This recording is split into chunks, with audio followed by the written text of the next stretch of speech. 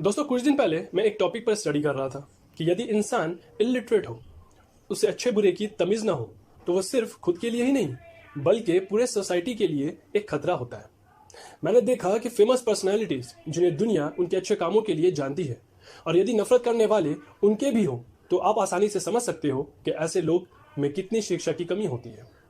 एक एग्जाम्पल यह है कि अगर आप biography of doctor APJ Abdul Kalam देखोगे, तो उसमें भी लाइक्स के साथ साथ कई सारे डिसलाइक्स भी दिखेंगे।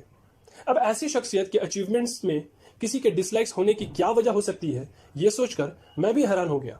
लेकिन इन दिनों खबरों में कुछ ऐसे बातें हैं और कुछ लोग चर्चे में हैं जिन्हें देखकर ये समझ आ सकता है कि लोग सिर्फ आपके बुरे कर्मों से ही नहीं बल्कि कभी कभी आपके अचीवमेंट से भी नफरत कर सकते हैं। तो दोस्तों, आज हम बात करेंगे डॉक्टर अबुल पकीर जैनुल आबिदीन अब्दुल कलाम के बारे में, जिनका जन्म 15 अक्टूबर 1931 में हुआ और उनका देहांत 2015 के 27 जुलाई को। डॉक्टर एपीजे अब्दुल कलाम हमारे देश के 11वें प्रेसिडेंट के तौर पे सर्व किए, साल 2002 के 25 जुलाई से लेकर साल 2007 के 25 जुलाई तक। साथ ही वो देश के प्रसिद्ध साइंटिस्ट भी थे जिन्हें मिसाइल मैन ऑफ इंडिया के नाम से जाना जाता था। तो चलिए दोस्तों, आज के वीडियो में हम चर्चा करेंगे डॉक्टर एपीजे अब्दुल कलाम के कुछ अचीवमेंट्स पे। एक बार फिर करता हूं स्वागत आप सभी का हमारे चैनल 20 टॉक्स पर। मैं हूं वकार, आप सभी का यार। मद्रास के इंस्टीट्यूट ऑफ टेक्नोलॉजी से ग्रेजुएशन करने के बाद ही डॉक्टर एपीजे अब्दुल कलाम ने डीआरडीओ के एरोनॉटिकल डेवलपमेंट एस्टेब्लिशमेंट को ज्वाइन कर लिया। वहां उन्हें उनका पहला प्रोजेक्ट मिला, यानी भारत के लिए पहला होवरक्राफ्ट प्रोजेक्ट। होवरक्राफ्ट एक ऐसी टेक्नोलॉजी है जो लैंड, वाटर, आइस, मड किसी भी तरह के सरफेस पर आसानी से चल सकती है। कई दिनों की मेहनत के बाद डॉक्टर एपीजे अब्दुल कलाम और उनकी टीम ने भारत के लिए पहला इंडिजिनियस होवरक्राफ्ट का आविष्कार कर ही लिया और उसका नाम उन्होंने रखा नंदी। प्रोजेक्ट नंदी को काफी सम्मान मिला और उस समय के भारतीय डिफेंस मिनिस्टर डॉक्टर वी के कृष्ण मेनन से उन्हें काफी हौसला अफजाई भी मिली। लेकिन सरकार के बदलते ही नई सरकार से इस प्रोजेक्ट को कोई भी दिलचस्पी नहीं मिली। 1963 में जब इनकॉस्पर से इसरो का जन्म हुआ तो डॉक्टर एपीजे अब्दुल कलाम को इसरो में ट्रांसफर कर दिया गया और वहीं पर वो अपने रॉकेट बिल्डिंग रिसर्च पे काम करते थे। और देखते देखते 1970 में इसरो ने अपना खुद का पहला सैटेलाइट लॉन्च व्हीकल इंट्रोड्यूस भी कर लिया। ये एक ऐसी टेक्नोलॉजी थी जिसकी मदद से हम अपने सैटेलाइट खुद लॉन्च कर सकते थे। अब्दुल कलाम ने हर एक एस्पेक्ट को सुपरवाइज किया, जिसके लिए उन्हें इस प्रोजेक्ट का डायरेक्टर भी बना दिया गया। और फिर satellite launch vehicle SLV-3 successfully launch की गई श्रीहरिकोटा रेंज से 18 जुलाई 1980 को। ये वो पहला सक्सेसफुल सैटेलाइट लॉन्च था इंडिया के लिए, जिसका परिणाम ये निकला कि India 7th member of space faring nations बन गया इंटरनेशनल सोसाइटी के। कुछ साल इसरो में गुजारने के बाद डॉक्टर कलाम का ट्रांसफर डीआरडीओ में हो गया, जहां उन्हें 4 मिसाइल बनाने का इंस्ट्रक्शन मिला डिफेंस मिनिस्टर से। कुछ साल के हार्डवर्क पे 4 बैलिस्टिक मिसाइल तैयार हो गए, जिनका नाम उन्होंने रखा पृथ्वी, अग्नि, आकाश और नाग। पृथ्वी जो एक सरफेस टू सरफेस मिसाइल थी और अग्नि जो एक इंटरमीडिएट रेंज बैलिस्टिक मिसाइल थी, बनकर तैयार हो गई और उन्हें सक्सेसफुली लॉन्च भी किया गया। ये सक्सेस जो हमें डॉक्टर एपीजे अब्दुल कलाम से मिली उनके लीडरशिप में, इसके लिए भारत एक बड़ी मिलिट्री पावर बन गई और साथ ही डॉक्टर कलाम को पूरे दुनिया में मिसाइल मैन ऑफ इंडिया के नाम से जाना गया। जुलाई 1992 से दिसंबर 1999 तक डॉक्टर एपीजे अब्दुल कलाम चीफ साइंटिफिक एडवाइजर बने रहे प्राइम मिनिस्टर ऑफ इंडिया और डीआरडीओ के सेक्रेटरी के लिए। इस दौरान पोखरान 2 न्यूक्लियर टेस्ट कंडक्ट हो रही थी।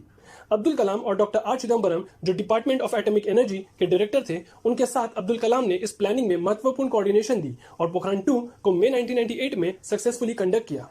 इस टेस्ट से यह हासिल हुआ कि 200 किलोटन तक फ्यूजन और थर्मो न्यूक्लियर वेपन की कैपेबिलिटी इंडिया को हासिल हुई।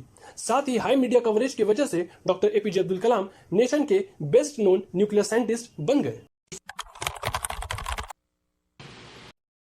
डॉक्टर अब्दुल कलाम के डीआरडीओ से रिटायरमेंट के बाद डॉक्टर कलाम को इंडिया के सबसे पहले प्रिंसिपल साइंटिफिक एडवाइजर के तौर पर इंडियन गवर्नमेंट ने अपॉइंट किया।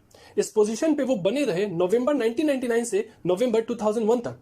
प्रिंसिपल साइंटिफिक एडवाइजर उस टाइम का एक ऐसा पोस्ट होता था जो मिनिस्ट्रीज, इंस्टीट्यूशन और इंडस्ट्रीज के साइंटिफिक सिनर्जी की मदद करने के लिए बना था। डॉक्टर कलाम ने कुछ ऐसे कमिटीज को सुपरवाइज किया जो एक्चुअली मास्टर प्लान बना रहे थे for defence, agriculture, health care और इंफॉर्मेशन टेक्नोलॉजी।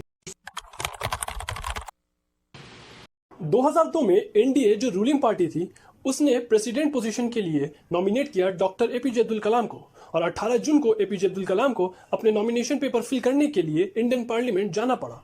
उन्हें इलेक्शन में एक बड़े मार्जिन से जीत मिली। 9,22,000 वोट्स के साथ अब्दुल कलाम ने लक्ष्मी सहगल को बीट किया। एपीजे अब्दुल कलाम वो पहले साइंटिस्ट थे जो भारत के प्रेसिडेंट बने। उनके प्रेसिडेंटशिप में उन्हें पीपल्स प्रेसिडेंट कहा जाता था for his humility, integrity and bold vision. Office छोड़ने के बाद डॉक्टर एपीजे अब्दुल कलाम ने एकेडमिक्स फील्ड को ज्वाइन कर लिया। उन्होंने आईआईएम शिलोंग, आईआईएम अहमदाबाद और आईआईएम इंदौर को विजिटिंग फैकल्टी दी। डॉक्टर कलाम आईआईएसटी तिरुवनंतपुरम के चांसलर भी बने। साथ ही एरोस्पेस इंजीनियर के तौर पर अन्ना यूनिवर्सिटी के प्रोफेसर भी रहे। डॉक्टर कलाम ने हमेशा बच्चों के साथ दिए और उन्हें बुक रीडिंग्स की हैबिट के लिए इनकरेज भी किया और बहुत सारे मोटिवेशनल बुक्स खुद लिखे। उनमें से कुछ किताब हैं like India 2020, a vision of new millennium, साथ ही विंग्स ऑफ फायर जो खुद उनकी ही ऑटोबायोग्राफी थी, देन टारगेट 3 बिलियन एटसेट्रा। इन बुक्स में से विंग्स ऑफ फायर और इग्नाइटेड माइंड्स कुछ ऐसे बुक्स हैं जो बेस्ट सेलर्स रहे। साथ ही उन्होंने करप्शन के खिलाफ फाइट करने के लिए और यूथ के लिए एक कंपैशनेट सोसाइटी बिल्ड करने के लिए व्हाट कैन आई गिव जैसे मूवमेंट्स भी इनिशिएट। कई सारे अचीवमेंट्स के लिए अब्दुल कलाम को कई सारे नेशनल और इंटरनेशनल अवार्ड से सम्मानित भी की गई। अब्दुल कलाम को पद्म भूषण 1981 में मिला जो इंडिया का 3rd हाईएस्ट सिविलियन अवार्ड है। फिर उन्हें 1990 में पद्म विभूषण भी मिला जो कि इंडिया का 2nd हाईएस्ट सिविलियन अवार्ड है। उन्हें अपने डिफेंस फील्ड के अचीवमेंट्स के लिए भारत रत्न से भी नवाजा गया जो भारत का हाईएस्ट सिविलियन ऑनर है। साथ ही ढेरों नेशनल और इंटरनेशनल अवार्ड्स उनके नाम हुए like Veer Savarkar awards, Ramanujan awards, king Charles II medal and many more. साथ ही साल 2010 में यूएन ने 15 अक्टूबर को वर्ल्ड स्टूडेंट्स डे डिक्लेयर किया just to commemorate the birthday of doctor APJ Abdul Kalam. तो दोस्तों, हम हमेशा एपीजे अब्दुल कलाम के आभारी रहेंगे और उन्होंने जो हमारे देश के लिए किया है उसे कभी भूलना नहीं चाहिए। ये ज़रूरी है कि हम अपने बच्चों को, अपने आने वाले जनरेशन को डॉक्टर एपीजे अब्दुल कलाम की स्ट्रगल्स, अचीवमेंट्स और ट्रू पेट्रियोटिज्म की दास्तान सुनाकर एक सच्चे देशभक्त बनने की इंस्पिरेशन ज़रूर दें। और हाँ दोस्तों, हमेशा एक बात याद रखना कि एक सच्चे देशभक्त को उसके नाम से नहीं, उसके काम से याद रखा जाता है। मिलते हैं अगले वीडियो में एक नए ट्रेंडी टॉक के साथ। तब तक के लिए टेक केयर एंड जय हिंद।